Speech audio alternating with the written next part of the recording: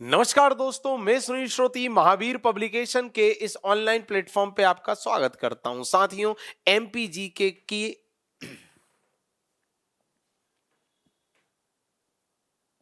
नमस्कार दोस्तों, मैं सुनील श्रोती महावीर पब्लिकेशन के इस ऑनलाइन प्लेटफॉर्म पे आपका स्वागत करता हूं। साथियों, एमपीजी के ऑब्जेक्टिव से संबंधित एक खास श्रृंखला आपके लिए चल रही है, जिसके अंतर्गत आज हम पढ़ने वाले हैं मध्य प्रदेश के त्योहार। मध्य प्रदेश के त्योहार से संबंधित सभी जरूरी तथ्य आपके सामने रखने वाले हैं। और साथियों, मेरा वादा है, ये जो क्वेश्चन आप देखने वाले हैं, ये क्वेश्चन आपके लिए थोड़े से अलग होंगे, थोड़े से विशेष होंगे, इस तरह के होंगे शायद आपने नहीं देखे हों। और ये जो अलग है, ये जो विशेष है, यही आपको बाकियों से अलग बनाएगा। दोस्तों, कंपटीशन बहुत है, भीड़ बहुत है। उस भीड़ में, उस कंपटीशन में, उस क्राउड में आपको यदि सिलेक्शन लेना है तो आपको कुछ अतिरिक्त करना पड़ेगा, आपको कुछ विशेष करना पड़ेगा, आपको कुछ नया करना पड़ेगा, तभी आपका सिलेक्शन होगा, अन्यथा नहीं होगा। कंपटीशन बहुत ज्यादा है। और आपकी इसी जरूरत को ध्यान में रखते हुए महावीर पब्लिकेशन ने इस बार फिर एक नया प्रयास शुरू किया है और एमपीजीके के सभी टॉपिक से संबंधित कुछ खास ऑब्जेक्टिव आपके लिए लाए जा रहे हैं, ताकि आपका एमपीजीके वाला पोर्शन बहुत स्ट्रांग हो जाए। एमपीजीके से संबंधित यदि कोई प्रश्न आए तो आपसे सीधे बनना चाहिए, क्योंकि मध्य प्रदेश के किसी भी सरकारी एग्जाम को आप उठा के देख लीजिए, एमपीजीके का वेटेज अच्छा खासा है। सिलेक्शन लेना है तो बिना एमपीजीके के संभव है ही नहीं। तो आपकी इसी जरूरत को ध्यान में रखा जा रहा है दोस्तों पब्लिकेशन के द्वारा। जैसा कि पब्लिकेशन हर वक्त करता आया है, पब्लिकेशन का ध्येय वाक्य है कि विद्यार्थियों की जरूरत, विद्यार्थियों की समस्या का समाधान करना है किसी भी कीमत पर। प्रयास हम कर सकते हैं, पर यह प्रयास सार्थक तभी होगा जब आपका सहयोग होगा, आपका समर्थन होगा, आपकी सहभागिता होगी और आपकी सक्रियता होगी।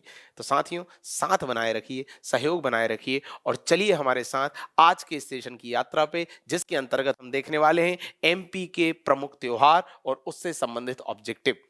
तो पहला क्वेश्चन आपके सामने स्क्रीन पर है कि हिंदू संस्कृति के अनुसार, देखिए क्वेश्चन है, थोड़ा सा मैं जूम कर देता हूं आपके लिए स्पष्ट हो देखना। हिंदू संस्कृति के अनुसार नव वर्ष कब से आरंभ होता है? हिंदू संस्कृति दोस्तों, जिसे अपन हिंदू कैलेंडर बोलते हैं, जिसे अपन हिंदी माह कहते हैं, उसका नव वर्ष कब से शुरू होता है? एक कैलेंडर, एक नव वर्ष तो अंग्रेजों वाला है, जिसके अंतर्गत 1 जनवरी को नया वर्ष माना जाता है, न्यू ईयर माना जाता है। ठीक है, 31st की नाइट हम मनाते हैं, पार्टी करते हैं, और 1 जनवरी को नया वर्ष माना जाता है, न्यू ईयर बोलते हैं। बट हिंदू कल्चर के अनुसार, हिंदू संस्कृति के अनुसार, हिंदू कैलेंडर के अनुसार क्या 1 जनवरी ही है? नहीं दोस्तों, हिंदू कैलेंडर के अनुसार महीनों के नाम भी अलग अलग होते हैं, महीनों की अवधि भी अलग अलग होती है, महीनों के दिन भी अलग अलग होते हैं, और उसी अनुसार नववर्ष भी अलग दिन पे आता है, अलग महीने में आता है। तो कब आता है, क्या आता है, सब पे चर्चा करेंगे। ऑप्शन ए है चैत्र कृष्ण पक्ष प्रथमा, दूसरा चैत्र शुक्ल पक्ष प्रथमा, तीसरा बैशाख कृष्ण पक्ष प्रथमा, और चौथा बैशाख शुक्ल पक्ष प्रथमा। दोस्तों, इसका करेक्ट आंसर है चैत्र माह का शुक्ल पक्ष, मतलब बी। बी इसका करेक्ट आंसर है। चैत्र माह का शुक्ल पक्ष जो है वो नव वर्ष का शुभारंभ माना जाता है हिंदू संस्कृति, हिंदू कैलेंडर के अनुसार। और साथियों, गुड़ी पड़वा वाला त्योहार मनाया जाता है। ये जो गुड़ी पड़वा है, ये क्या है? ये हिंदुओं का नव वर्ष है। ये जो गुड़ी पड़वा है, ये कब होता है? चैत्र मास के शुक्ल पक्ष प्रथमा के समय पर होता है। ये चैत्र मास वो महीना है जो नव वर्ष का शुभारंभ करता है। जैसे वहां जनवरी करता है, वैसे यहाँ चैत्र मास करता है। दिमाग में बिठा लेना है बिल्कुल। कौन सा त्योहार मनाते हैं, कौन सा पर्व मनाते हैं? गुड़ी पड़वा मनाते हैं। क्या बात है, क्लियर है दोस्तों? जैसा मैंने कहा कि जो ब्रिटिश कैलेंडर है उसमें जो महीने होते हैं जनवरी, फरवरी, मार्च, अप्रैल, मई, जून, जुलाई, अगस्त, सितंबर, अक्टूबर, नवंबर, दिसंबर, वैसे यहाँ महीने नहीं होते, यहाँ के महीने अलग होते हैं। तो कौन कौन से यहाँ के माह? चैत्र, बैसाख, ज्येष्ठ, आषाढ़, श्रावण, भादो, कुंवार, कार्तिक, अगहन, फूस, माघ, फागुन। ये 12 हैं कुल माह। सबके नाम अलग अलग हैं, आपको बिल्कुल याद कर लेने हैं इसी सीक्वेंस में, जिस सीक्वेंस में मैंने बताया। ठीक है, तो उसमें शुरुआत कहां से हुई? चैत्र माह से हुई है। तो चैत्र माह से शुरुआत हुई, इसलिए चैत्र माह में ही नववर्ष को माना जाता है। कौन सा त्योहार माना जाता है? गुड़ी पड़वा। और दोस्तों, ऐसा माना जाता है इस दिन जो है आदि शक्ति का प्रादुर्भाव हुआ था, आदि शक्ति का प्रकटीकरण हुआ था इस पृथ्वी पर, और उन्हीं के बाद संसार का निर्माण शुरू हुआ था। तो चूंकि आदि शक्ति का प्रादुर्भाव चैत्र मास के शुक्ल पक्ष प्रथमा पे हुआ था, और संसार का निर्माण यहीं से शुरू हुआ था। यही कारण है कि इसे नववर्ष का शुभारंभ माना जाता है। ठीक, आगे बढ़ते हैं साथियों, अगला क्वेश्चन देखें। तो ये सारी बातें आपको लिख लेनी है, महीने भी आपको सीक्वेंस में जमा लेने। हो सकता है पूछ लिया जाए कि हिंदू संस्कृति या हिंदू कैलेंडर के अनुसार बताइए कौन सा माह किस माह के बाद आएगा या क्रम क्या है। और एक चीज और बता दूं, ये जो हिंदू कैलेंडर है इसे शक संवत या विक्रम कैलेंडर भी कहा जाता है, और इसमें जो वर्ष है वो अलग चलते हैं। जैसे हमारे यहाँ मतलब जो सामान्य प्रचलन है ब्रिटिश कैलेंडर का, उसके अनुसार अभी 2023 चल रहा है। ठीक, बट हिंदू कैलेंडर के अनुसार 2080 चलेगा। क्या चलेगा? 2080। इधर का 2023 मतलब उधर का 2080, ऐसे आपको देखते चलना है। अब उधर आएगा मतलब जो ब्रिटिश कैलेंडर है उसमें आएगा 2024, तो उधर आ जाएगा 2081, 2081। तो ये बात ध्यान रखनी है। चलिए आगे बढ़ते हैं। हिंदू संस्कृति में नव संवत्सर की शुरुआत कौन से राजा ने की थी? नव संवत्सर की शुरुआत कौन से राजा ने की थी? ए, उज्जैनी के राजा विक्रमादित्य, बी, गुप्त शासक चंद्रगुप्त द्वितीय विक्रमादित्य, सी, पुष्य भूति वंश के शासक हर्षवर्धन, या डी, उज्जैन के शासक प्रवरसेन। तो साथियों इसका करेक्ट आंसर है उज्जैनी के प्रतापी शासक राजा विक्रमादित्य। ये प्रमुख इसका आंसर है, उज्जैनी के शासक राजा विक्रमादित्य, मतलब ए इसका करेक्ट आंसर है। और उन्होंने 58 ईसा पूर्व में इस नवीन संवत्सर, ये जो हिंदू कैलेंडर है जिसकी हम बात कर रहे हैं, इसकी शुरुआत की थी। तो अब देखो एक और तथ्य आपको पता चलेगा कि शुरुआत कब हुई थी? 58 ईसा पूर्व में हुई थी। कब हुई थी? 58 ईसा पूर्व में हुई थी। किसने की थी? उज्जैनी के शासक थे राजा विक्रमादित्य, उन्होंने की थी। ठीक, और इसका शुभारंभ कब से माना जाता है? देखिए लिखा है चैत्र मास से माना जाता है। इसलिए मैंने अभी बोला चैत्र मास ही आपका क्या है? नववर्ष है। और इसी समय गुड़ी पड़वा के अवसर पर नव वर्ष को माना जाता है। आदि शक्ति का प्रादुर्भाव हुआ, संसार का निर्माण हुआ। देखिए आ गया क्वेश्चन, मध्य प्रदेश में गुड़ी पड़वा का त्योहार किस माह में मनाया जाता है? ठीक, तो समझ गए आप, चैत्र मास, बैसाख मास, और दो ऑप्शन होंगे इधर, एक ज्येष्ठ और एक फाल्गुन। तो आप सभी जानते हैं कि गुड़ी पड़वा ऑब्वियसली चैत्र मतलब 3 का है आंसर ए, चैत्र मास में मनाया जाएगा, मतलब नववर्ष। और देखिए सारे उन्हीं महीनों के नाम लिखें जो मैंने अभी आपको बोले थे हिंदू कैलेंडर के, कि चैत्र, बैसाख, ज्येष्ठ, आषाढ़, है ना, श्रावण, भादो, कुंवार, कार्तिक, ये सब आपको देखने हैं। ठीक, अगहन, फूस, माघ, फागुन, ये सब बिल्कुल याद कर लेने हैं सीक्वेंस में। चलिए आगे बढ़ते हैं। अगला क्वेश्चन, मध्य प्रदेश का वह क्षेत्र जहां नववर्ष के साथ जवारा बोने की परंपरा है, नव वर्ष के साथ जवारा बोने की परंपरा मध्य प्रदेश के किस क्षेत्र में है? ए मालवा, बी निमाड़, सी बुंदेलखंड, या डी बघेलखंड। तो दोस्तों करेक्ट आंसर है बुंदेलखंड। बुंदेलखंड क्षेत्र में जवारे बोने की प्रथा है नव वर्ष के साथ। नव वर्ष मतलब वही चैत्र मास, अब तो बिल्कुल दिमाग में बिठा लो, नव वर्ष मतलब चैत्र मास, चैत्र मास मतलब वही महीना जो पहला महीना है हिंदू कैलेंडर का। किसने शुरू किया? उज्जैन के राजा विक्रमादित्य ने शुरू किया। कब किया? 58 ईसा पूर्व में किया। ये सब दिमाग में बैठा होना चाहिए। कौन से दिन होता है नव वर्ष? गुड़ी पड़वा के दिन होता है नव वर्ष। चलिए, बुंदेलखंड में जवारे बोने की परंपरा है साथियों। अब देखिए थोड़ी सी व्याख्या और देख लेते हैं, हो सकता है आगामी प्रश्नों के उत्तर हमें मिल जाए। जैसा मैं बार बार कहता हूं, इस पूरी बुकलेट की खासियत पता है क्या है? 3 खासियत है, 4 खासियत है। खास खासियत सुन लीजिए, इंपॉर्टेंट खासियत। पहला, वेराइटीज ऑफ क्वेश्चन। दूसरा, लगभग हर एग्जाम के क्वेश्चन दिए हुए हैं इसमें, ताकि हर पैटर्न के क्वेश्चन से आप अवगत हो सके। तीसरा, इसकी जो व्याख्या है बिल्कुल सटीक है, और व्याख्या ऐसी है कि आगामी प्रश्नों के उत्तर आपको मिल जाते हैं, सीधे सीधे मिल जाते हैं। अनावश्यक देखिए थ्योरी नहीं है, नहीं तो कई किताबों में आपको 4-4 पन्ने की, आधे आधे पन्ने की व्याख्या दिखेगी, आप ही कंफ्यूज हो जाएंगे कि साला थ्योरी पढ़े कि इसकी व्याख्या पढ़े। इससे अच्छा हम थ्योरी पढ़ लेते।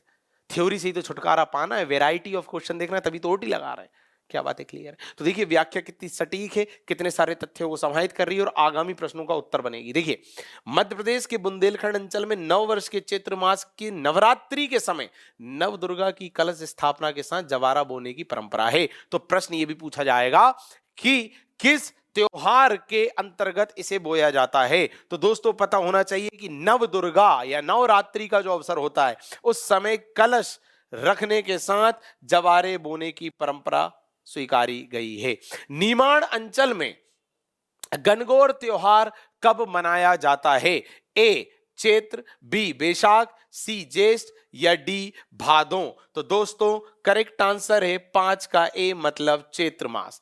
चैत्र मास में ही, मतलब जो प्रारंभिक महीना है हिंदू कैलेंडर का उसी में ही, मतलब जो नव वर्ष का महीना है उसी में ही दोस्तों गणगौर त्योहार भी मनाया जाता है। पर कहां मनाया जाता है?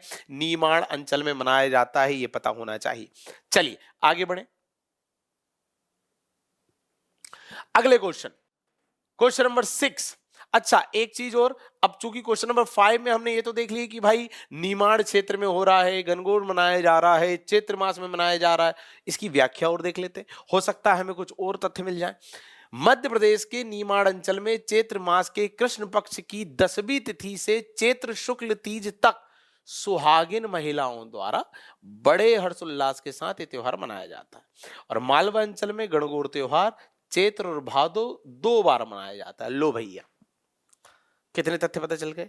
पहला तो ये कि सुहागिन महिलाओं द्वारा मनाया जाता है।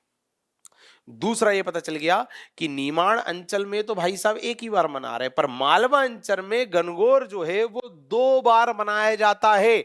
एक चैत में भी मनाया जाता है और एक भादो माह में भी मनाया जाता है, ये लिख लीजिए आप।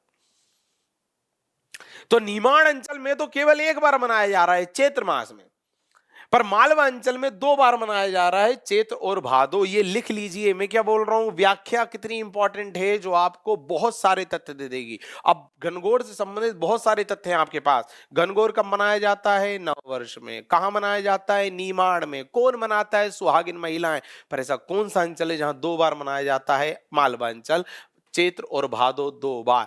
मध्य प्रदेश का वह अंचल जिसमें चैत्र पूर्णिमा के समय मटका पूजन किया जाता है। साथियों मटका पूजन कहां होता है?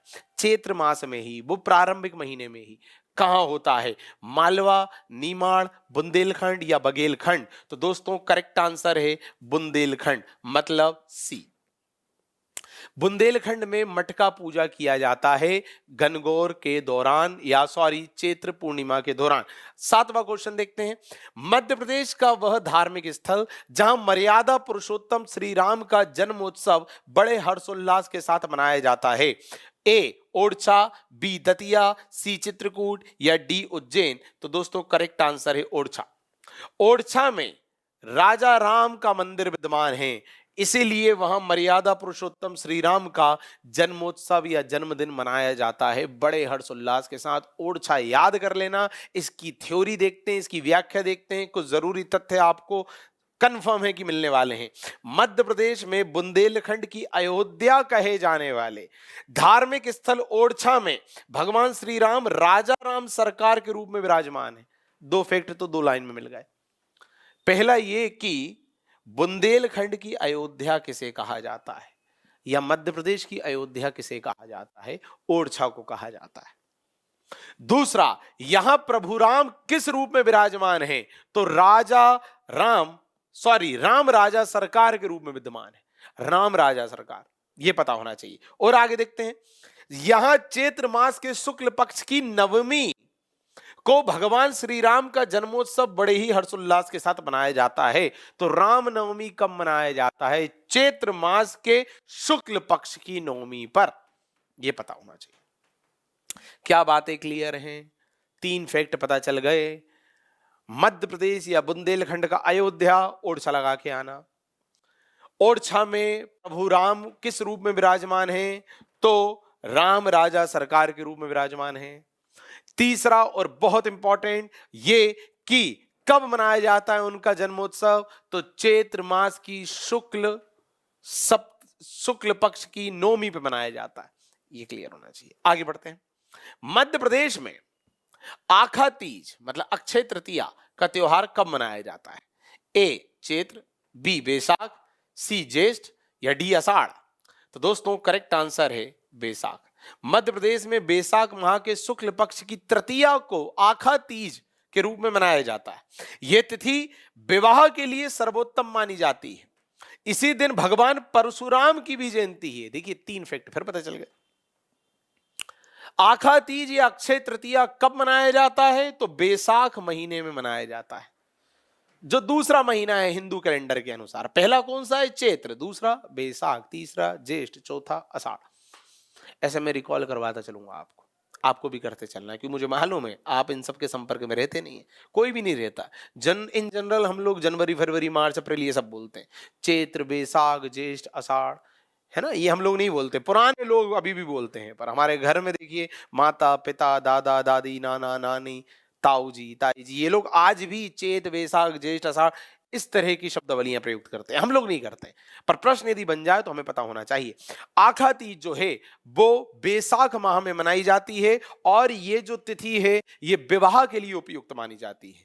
ठीक, ऐसा माना जाता है कि कोई भी मुहूर्त देखने की जरूरत नहीं है, कुछ भी देखने की जरूरत नहीं होती, आप सीधे विवाह कर लीजिए, शुभ होगा। और इसी दिन भगवान परशुराम की जयंती भी मनाई जाती है, यह पता होना चाहिए।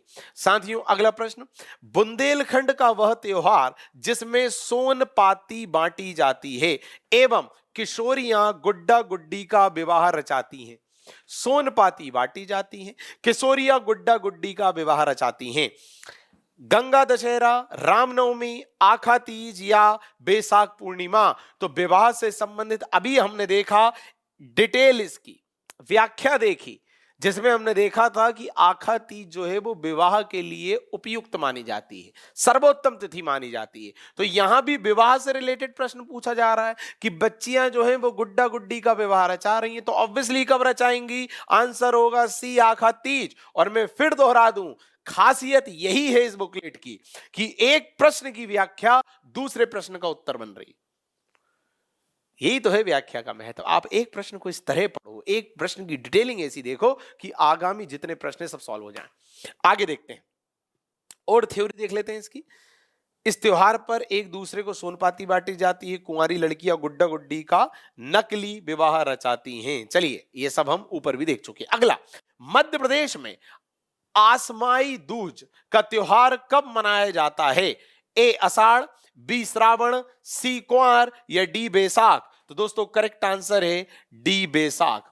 बैसाख पर दूज का त्योहार, आसमाई दूज का त्योहार मनाया जाता है। अब देखिए बैसाख से संबंधित 2 बातें आपको पता चल गई। बैसाख में ही आपने अक्षय तृतीया मनाई। ठीक, आई एम सॉरी, थोड़ा ऊपर जाइए। जी हाँ, जी हाँ, बैसाख में ही आपने अक्षय तृतीया मनाई। अक्षय तृतीया मतलब वह तिथि जो विवाह के लिए उपयुक्त है, और बैसाख में ही आप आसमाई दूज का त्योहार भी मना रहे हैं। ठीक, क्या करते हैं इसमें, आप क्या करते हैं इसमें, थोड़ी सी डिटेलिंग देख लेते हैं। इस दिन चौक पूर कर एक पटे पर दोज की पुतलियां बनाकर 4 कोड़ियां रखकर पूजा की जाती है। चौक पूरा जाता है, कोड़ियां रखी जाती हैं और पूजा की जाती है। चलिए इतना कोई विशेष नहीं है, तो बस आपको ये याद रखना है कि आसमाई दूज कब मनाई जाती है? बैसाख में मनाई जाती है। आखा तीज कब मनाई जाती है? बैसाख में मनाई जाती है। बैसाख कौन सा है? दूसरा माह है हिंदू कैलेंडर के अनुसार। अगला देखें, बट सावित्री का पर्व कब मनाया जाता है? ओके, ए बैसाख पूर्णिमा, बी ज्येष्ठ पूर्णिमा, सी ज्येष्ठ अमावस्या या डी बैसाख अमावस्या। तो दोस्तों करेक्ट आंसर है सी, जेठ अमावस्या या ज्येष्ठ अमावस्या। अब इसकी भी थोड़ी डिटेलिंग देख लेते हैं कि ज्येष्ठ अमावस्या को सुहागिन महिलाएं अपने पति की दीर्घायु के लिए बट सावित्री पर्व मनाती हैं। इस दिन बट वृक्ष की पूजा कर बट को कच्चा धागा लपेटती हैं और सती सावित्री सत्यवान की कथा सुनती हैं। लो भैया, इतनी सारी डिटेलिंग। पति की लंबी उम्र के लिए कौन सा त्योहार मनाया जाता है? तो आप बोलेंगे कि बट सावित्री का त्योहार मनाया जाता है। बट सावित्री त्योहार का संबंध किस वृक्ष से है? तो ऑब्वियसली बट वृक्ष से है। या तीसरा घुमा के प्रश्न बने कि पति की दीर्घायु के लिए जो त्योहार मनाया जाता है वो किस वृक्ष से संबंधित है? तो वो बट वृक्ष से संबंधित है।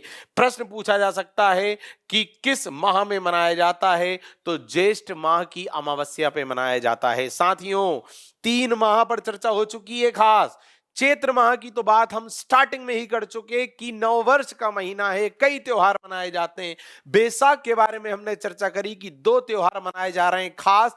पहला है आखा तीज विवाह से संबंधित, दूसरा हमने देखा दूज से संबंधित एक त्योहार, ठीक, आसमाई दूज। और अब हम देख रहे हैं बट सावित्री का पर्व जो पति की दीर्घायु से संबंधित है, वो मनाया जा रहा है ज्येष्ठ अमावस्या को। आगे बढ़ेंगे साथियों। गंगा दशहरे का पर्व किस क्षेत्र में मनाया जाता है? ए मालवा, बी निमाड़, सी निमाड़वा मालवा या डी बघेलखंड? तो दोस्तों करेक्ट आंसर है सी, मालवा व निमाड़। गंगा दशहरा जो है एक जनजातीय पर्व है। कैसा पर्व है? जनजातीय। ये मालवा और निमाड़ क्षेत्र में आदिवासियों द्वारा मनाया जाता है, ये पता होना चाहिए। ज्येष्ठ शुक्ल दशमी के दिन आदिवासी नर्मदा नदी के आसपास किसी नदी में स्नान कर पूजा अर्चना करते हैं। देखिए 3-4 फैक्ट आपको पता चल गए। पहला तो ये कि गंगा दशहरा या गंगा दशमी जो है वो किस क्षेत्र में? तो मालवा निमाड़। किस समुदाय द्वारा? आदिवासी या जनजातीय समुदाय द्वारा। तीसरा, किस नदी में स्नान कर रहे हैं? नर्मदा में स्नान कर रहे हैं, क्योंकि गंगा तो है नहीं, नर्मदा में कर रहे हैं। 3 फैक्ट। और चौथा बहुत इंपॉर्टेंट, किस माह में मनाया जा रहा है? तो जेठ माह में मनाया जा रहा है। तो ज्येष्ठ या जेठ माह से संबंधित भी 2 त्योहार आपको पता चल गए, एक बट सावित्री और दूसरा गंगा दशहरा। ये लिखते जाइए आप। मुझे मालूम है ये वाला सेक्शन आपका कमजोर है, आपको ये माह वगैरह के नाम थोड़े अजीब लग रहे हैं, मुझे पता है, मुझे भी अजीब लगते हैं। मुझे भी 2-3 बार देखना पड़ा आपको बताने से पहले, भूल जाते हैं क्योंकि हम लोग इनके संपर्क में नहीं होते, जैसा मैंने बताया। बट आप लिखते चलिए। 2 त्योहार हमने देखे, आखा तीज और आसमाई दूज, ये हमने देखा बैसाख माह में। दूसरा हमने देखा बट सावित्री और गंगा दशहरा, ये हमने देखा ज्येष्ठ माह में। अब हम देख रहे हैं अगला क्वेश्चन, मध्य प्रदेश में नाग पंचमी का पर्व कब मनाया जाता है? आषाढ़ मास की कृष्ण पक्ष की पंचमी, आषाढ़ शुक्ल पंचमी, श्रावण कृष्ण पंचमी और श्रावण शुक्ल पंचमी। लो भैया, तो दोस्तों श्रावण मास की शुक्ल पक्ष की पंचमी, मतलब डी है इसका करेक्ट आंसर। लो भैया, पंचमी मतलब 5वीं तिथि शुक्ल पक्ष की, श्रावण मास की। अब श्रावण से रिलेटेड एक फैक्ट आपको पता चल गया। कौन सा त्योहार मनाया जा रहा है? नाग पंचमी। क्या हो रहा है भाई इसमें? इस दिन नाग और बाम्बी की पूजा की जाती है। ऐसा कहा जाता है कि सांपों के प्रति भय ना रहे, इसलिए शास्त्रों में नाग पंचमी की पूजा का विधान है। चलिए भैया आगे बढ़ते हैं। भाई बहन के पवित्र रक्षा सूत्र का त्योहार रक्षाबंधन कब मनाया जाता है? श्रावण पूर्णिमा, श्रावण अमावस्या, श्रावण तीज या श्रावण एकादशी? तो दोस्तों करेक्ट आंसर है श्रावण पूर्णिमा। समूचे भारत, समूचे मध्य प्रदेश में श्रावण पूर्णिमा पर रक्षाबंधन का त्योहार मनाया जाता है। इस दिन भाई की कलाई पर बहन जो है वो राखी बांधती है, ठीक है, और जो भाई है वो बहन को उपहार देता है, आपको पता है। चलिए आगे बढ़ते हैं साथियों। अगला क्वेश्चन तो पता होना चाहिए कब? श्रावण मास की पूर्णिमा पर। सारे फैक्ट क्लियर होने चाहिए दोस्तों। अपन ने ज्येष्ठ मास के त्योहार देखे, अपन ने बैसाख के देखे, अपन ने चैत्र के देखे, अपन ने श्रावण के देख लिए। श्रावण के कितने त्योहार देख लिए अपन ने? एक त्योहार तो देख लिया रक्षाबंधन, और दूसरा त्योहार देख लिया नागपंचमी। ठीक, ये दोनों आपको श्रावण वाले पता होने चाहिए। अगला भुजरिया पर्व। जी हां, भुजरिया पर्व मध्य प्रदेश के किस क्षेत्र में मनाया जाता है? मालवा, निमाड़, बुंदेलखंड या बघेलखंड? तो दोस्तों बुंदेलखंड में मनाया जाता है। कब मनाया जाता है सुन लीजिए। जो रक्षाबंधन का त्योहार होता है, ये जब कंप्लीट होता है तो इसी के अगले दिन, इसी के बाद भुजरिया बांटी जाती है। भुजरिया, ठीक है, जो कुछ दिन पहले बो दी जाती है, फिर निकाली जाती है, वो बड़े बुजुर्गों को दी जाती है, आशीर्वाद लिया जाता है, बड़े बुजुर्ग पैसा भी देते हैं। ठीक है, छोटे थे तो बहुत करते थे, पैसों के लालच में ऐसे बुजरिया लेके पहुंच जाते थे। ठीक है, दुआ जैसी होती है बुजरिया, लेके पहुंच जाते थे, देते थे, पैर पड़ते थे, पैसा मिलता था। ऐसा होता है। तो कब होता है? रक्षाबंधन त्योहार के बाद होता है, अगले दिन होता है। ठीक है, अब चूंकि रक्षाबंधन पे हो रहा है तो रक्षाबंधन कब मनाया जा रहा है? अब भी हमने देखा श्रावण मास की पूर्णिमा मनाया जा रहा है, तो भुजरिया भी कब मनाया जाएगा? श्रावण मास की पूर्णिमा पे। तो देखिए थ्योरी, बुंदेलखंड अंचल में श्रावण पूर्णिमा मतलब रक्षाबंधन के दिन भुजरिया पर्व भी मनाया जा रहा है। कई जगह रक्षाबंधन के अगले दिन मनाया जाता है। इस सब पे नहीं जाना, बस रक्षाबंधन याद रखना कि रक्षाबंधन के अवसर पर हो रहा है। इस दिन आला गायन और श्रावणी झूला भी झूला जाता है। चलिए आगे बढ़ते हैं दोस्तों। आखिरी क्वेश्चन, मध्य प्रदेश में कुन घुसु पूने नाम का त्योहार कब मनाया जाता है? कुन घुसु पूने का त्योहार ज्येष्ठ पूर्णिमा, आषाढ़ पूर्णिमा, भादो पूर्णिमा या क्वार पूर्णिमा? दोस्तों करेक्ट आंसर है बी, आषाढ़ पूर्णिमा। आषाढ़ पूर्णिमा पे ये वाला त्योहार मनाया जाता है। दोस्तों करना क्या है आपको, हमारे इस छोटे से लेक्चर में हमने आपको बताने का क्या प्रयास किया? हमने आपको उस हिंदू कैलेंडर के बारे में बताने का प्रयास किया जो आप भूल गए, जिनके संपर्क में ना होने से आप थोड़े से घबरा जाते हैं। क्या शब्द आ रहे हैं, चैत्र बैसाख आषाढ़, है ना, चैत्र बैसाख ज्येष्ठ आषाढ़, ये क्या महीनों के नाम आ रहे हैं, आप भूल जाते हैं। तो थोड़ा सा आपको मैंने अवगत कराया। स्टार्टिंग में मैंने आपको सीक्वेंस में पूरे माह भी गिनाए। तो आप क्या करना, आप सबसे पहले वो माह के नाम सीक्वेंस में लिख लेना। फिर आप क्या करना, किस माह में कौन सा त्योहार मैंने बताया, हर माह में कम से कम 2-2 त्योहार मैंने बता दिए, ये आपको लिख लेना है। तो सीधे प्रश्न ऐसे ही बनेगा, सीधे प्रश्न से बनेगा कि किस माह में कौन सा त्योहार है और किस क्षेत्र में। क्लियर है? आशा करता हूं मेरा ये छोटा सा प्रयास, ये छोटा सा वीडियो आपके लिए सार्थक सिद्ध होगा। अपना साथ अपना प्रेम बनाए रखिए। बुकलेट की खासियत आप देख चुके हैं। व्याख्या इस तरह की है कि आगामी कई प्रश्नों के उत्तर आपको मिल रहे हैं, तो व्याख्या को इग्नोर नहीं करना। व्याख्या इंपॉर्टेंट है। व्याख्या ही क्वेश्चन के साथ आपके टॉपिक को तैयार करवा देगी और आप कभी नहीं भूलेंगे, ये मेरी गारंटी। साथ बनाए रखिए, प्रेम बनाए रखिए। बहुत बहुत धन्यवाद।